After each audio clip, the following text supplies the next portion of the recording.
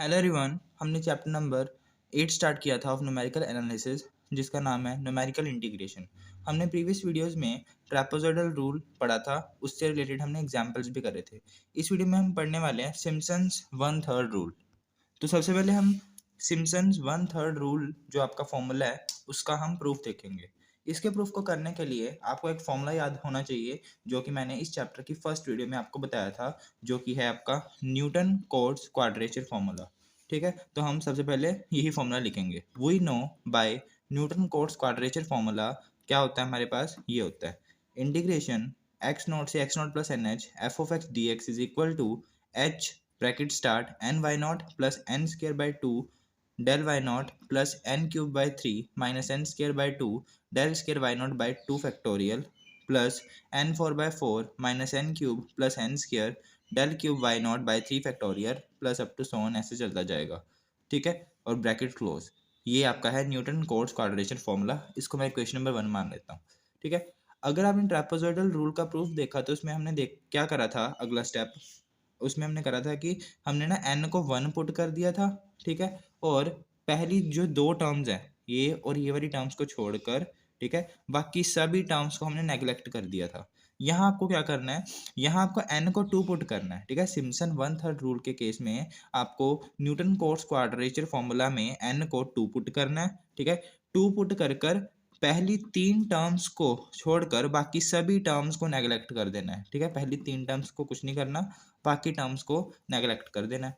ठीक है, तो क्या करेंगे हम नेक्स्ट स्टेप में, जहाँ जहाँ n है वहाँ वहाँ हम पहले 2 पुट करेंगे।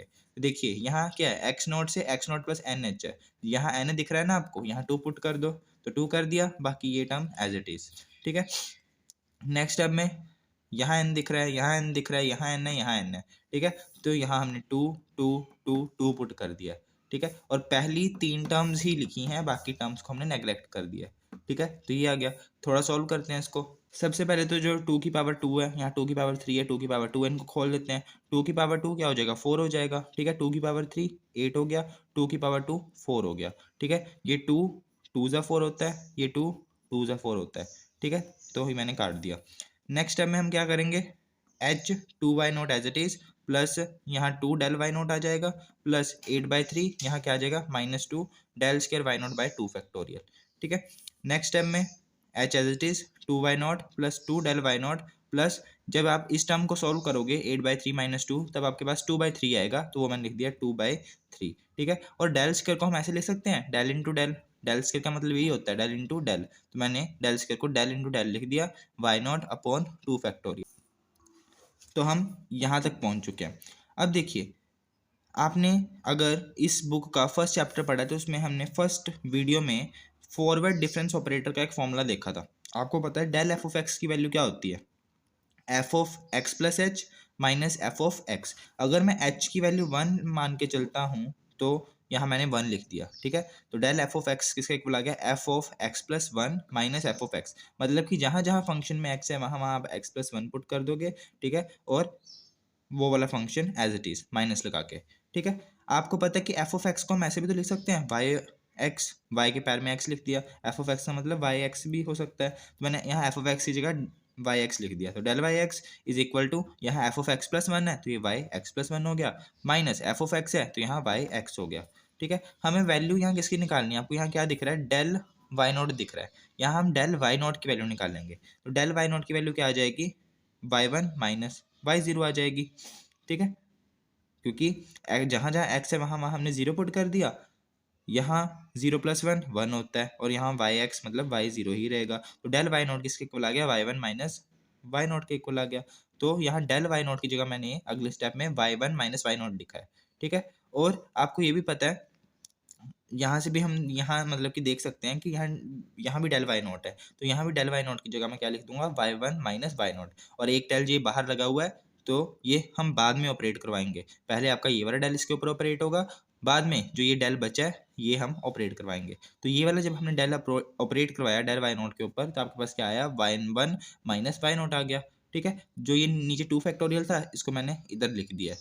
ठीक है, चलिए नेक्स्ट स्टेप देखते हैं, h 2 y nought plus 2 y1 minus y nought as it is plus यहाँ 2/3 × 2 है, 3 × 2 क्या होता है 6 होता है, तो 2/6 आ गया, तो यहाँ 2/6 आ गया है। ठीक है, अब 2 1 पे कट गया और ये 6 3 पे कट गया, तो 1/3 बचा यहाँ, तो यहाँ 1/3 रहेगा। ये डेल को मैं क्या करता हूँ अंदर मल्टीप्लाई करवा देता हूँ, यहाँ डेल बाहर था ना, यहाँ मैंने इसको अंदर मल्टीप्लाई करवा दिया, क्योंकि डेल क्या होता है डिस्ट्रीब्यूटिव होता है, उसको हम अंदर मल्टीप्लाई ऐसे करवा सकते हैं। तो डेल इसके साथ भी लग गया, इसके साथ भी लग गया। ठीक है, नेक्स्ट स्टेप में हमने कुछ नहीं करा, ये 1/3 यहाँ एज इट इज हम लिख लेंगे। डेल y1 की अगर हम वैल्यू निकालना चाहते हैं वो कैसे निकाल लेंगे, जैसे हमने डेल y0 की वैल्यू निकाल ली है, वैसे ही डेल y1 की वैल्यू निकाल लेंगे। जो हमारे पास ये फॉर्मूला है, इसमें जहाँ जहाँ x है वहाँ वहाँ 1 पुट कर दो, तो यहाँ 1 पुट करोगे तो डेल y1 आ गया, इज इक्वल टू 1 + 1 क्या होता है 2 होता है, तो y2 आ गया, माइनस yx है, तो यहाँ y1 नहीं आ जाएगा, क्योंकि x की जगह हमने मतलब कि 1 पुट करा है। ठीक है, तो डेल y1 की जगह y2 माइनस y1 आ गया, और डेल y0 की वैल्यू तो हमने ये निकाल ही रखी थी पहले, तो y1 माइनस y0 होता है, यहाँ माइनस लगा हुआ है ना, तो माइनस अंदर मल्टीप्लाई हुआ, तो यहाँ प्लस हो गया। नेक्स्ट टाइम में हम क्या करेंगे, देखिए y1 माइनस y1 क्या होता है, sorry minus y1 minus y1 -2y1 होता है, तो वही लिख दिया हमने यहाँ। ठीक है, और यहाँ से इस 2 को भी साथ के साथ अंदर मल्टीप्लाई करवाया है, 2y1 माइनस 2y0, 2y0 से ये 2y0 कट गया, h 2y1 plus 1/3 very term y2 minus 2y1 plus y0 as it is. ठीक है, ये कट के बाकी जो टर्म बची वो हमने यहाँ लिख दी।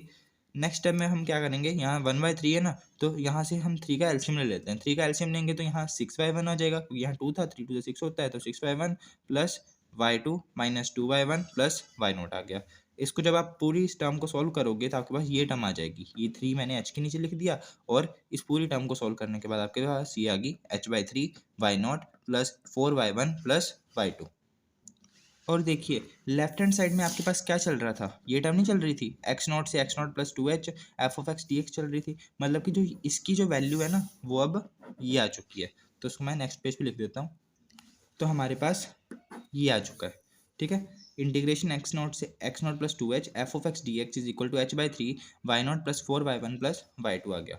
इसको मैंने क्वेश्चन नंबर 1 मान लिया।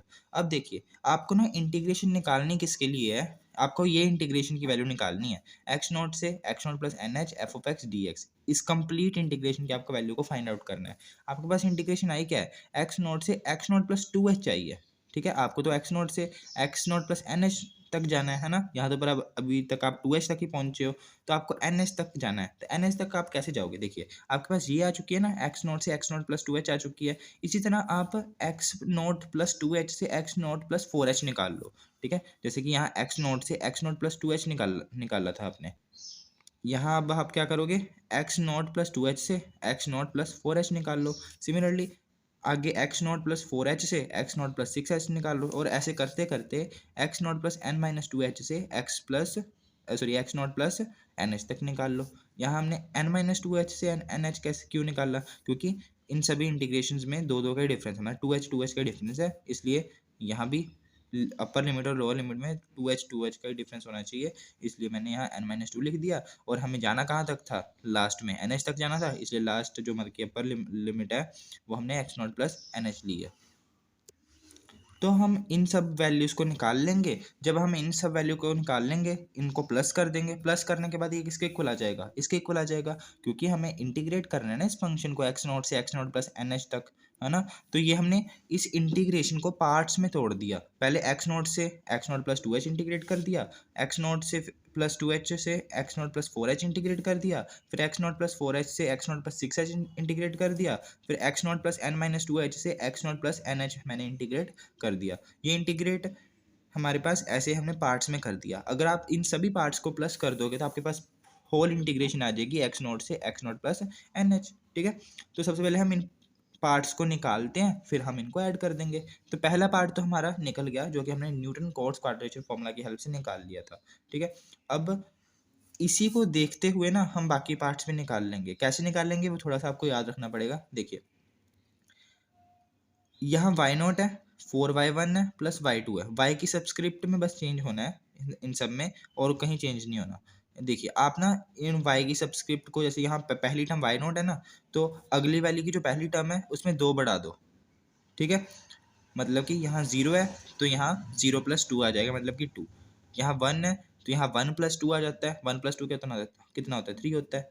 यहाँ 2 है तो यहाँ 2 प्लस 2 आ जाएगा, मतलब कि 4 आ जाएगा। सिमिलरली ऐसे इसको भी बढ़ा दो, 2 प्लस 2 4, 3 प्लस 2 5, 4 प्लस 2 6, ठीक है। और फाइनल में अब हम क्या करें, देखिए ये तो आपको दिख रहा है कि 4 5 6, मतलब कि ये हम एक ही पार्ट में देखें तो एक ही पार्ट में जो y की सब्सक्रिप्ट है वो सिर्फ एक एक से बढ़ रही है, मतलब कि एक का ही डिफरेंस है उनकी सब्सक्रिप्टिव्स में।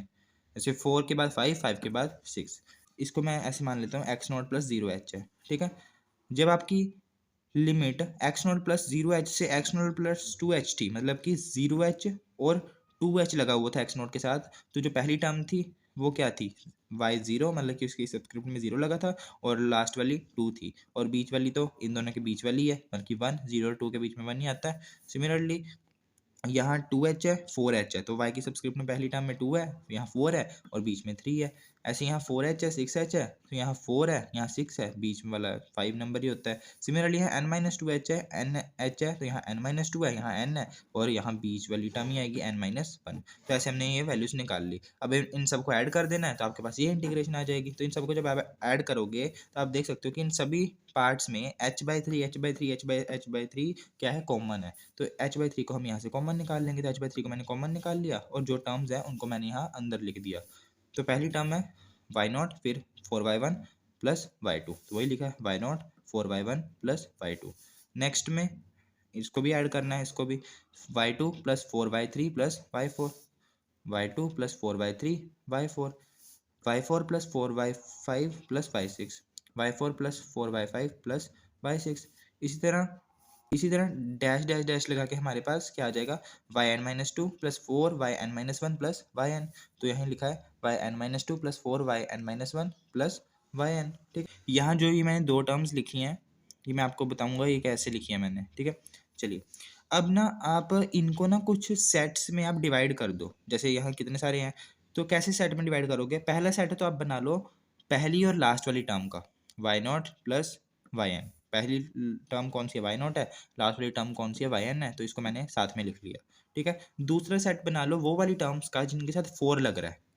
एक तो इसके साथ फोर लग रहा है, फोर बाई वन, एक इसके साथ फोर लग रहा है, फोर बाई थ्री, ठीक है। एक इसके साथ लग रहा है फोर, फोर बाई फाइव है यहाँ, ठीक है। इसी तरह four by n minus one है। इन टर्म्स को मैंने लिख लिया, और इन सभी टर्म्स के साथ फोर लग रहा है तो फोर को मैंने कॉमन निकाल लिया, ठीक है।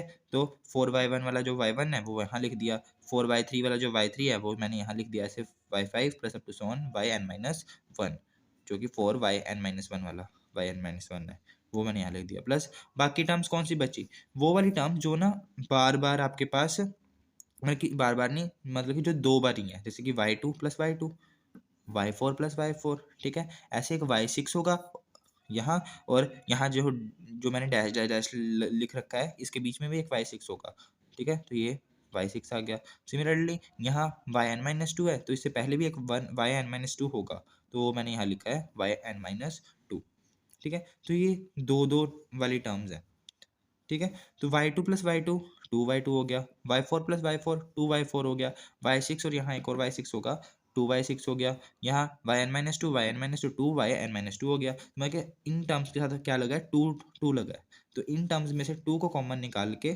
ठीक है, और बाकी टर्म्स को मैं ऐसे ब्रैकेट में लिख देता हूँ। तो वाई टू और वाई टू होता है, तो वाई टू मैंने यहाँ लिख दिया, टू मैंने बाहर कॉमन लिया हुआ है, ऐसे y four y six plus up to so on y n minus one, sorry n minus two आ जाएगा, ठीक है। तो यही आपका फॉर्मूला होता है किसका, सिम्पसन्स वन थर्ड रूल का, ठीक है। तो ये आपके पास फॉर्मूला होता है सिम्पसन वन थर्ड रूल का। इसको अगर मैं वर्ड्स में लिखूँ तो देखिए ये आपकी कौन सी टर्म है, y nought plus y n, पहली और लास्ट टर्म, ठीक है। मतलब कि इसकी सब्सक्रिप्ट में जीरो और एन है, तो यहाँ से ये पता चल रहा है कि ये पहली टर्म है वाई वाली और ये लास्ट वाली टर्म है। तो यहाँ मैंने लिख दिया sum of first and last ordinates, ठीक है। फोर इंटू, यहाँ देखिए वाई की सब्सक्रिप्ट में कौन कौन से नंबर्स हैं, वन थ्री फाइव ऐसे नंबर्स हैं, मतलब कि ऐसी सब्सक्रिप्ट, मतलब कि सब्सक्रिप्ट में ऐसे नंबर हैं जो कि ओड हैं, ठीक है। कौन से नंबर्स हैं, ओड हैं, तो हम यहाँ क्या लिख सकते हैं, four into sum of odd ordinates, ठीक है। मतलब कि ऐसे वाले वाई जिनकी सब्सक्रिप्ट में ओड नंबर्स हैं, plus two into y two plus y four plus y six plus up to सोन वाई एन माइनस टू है। तो यहाँ देखिए टू फोर सिक्स ऐसे नंबर्स हैं जो कि इवन है, तो हम यहाँ लिख देंगे two into sum of even ordinates, ठीक है। तो ये आपके पास फॉर्मूला होता है सिम्पसन्स वन थर्ड रूल का।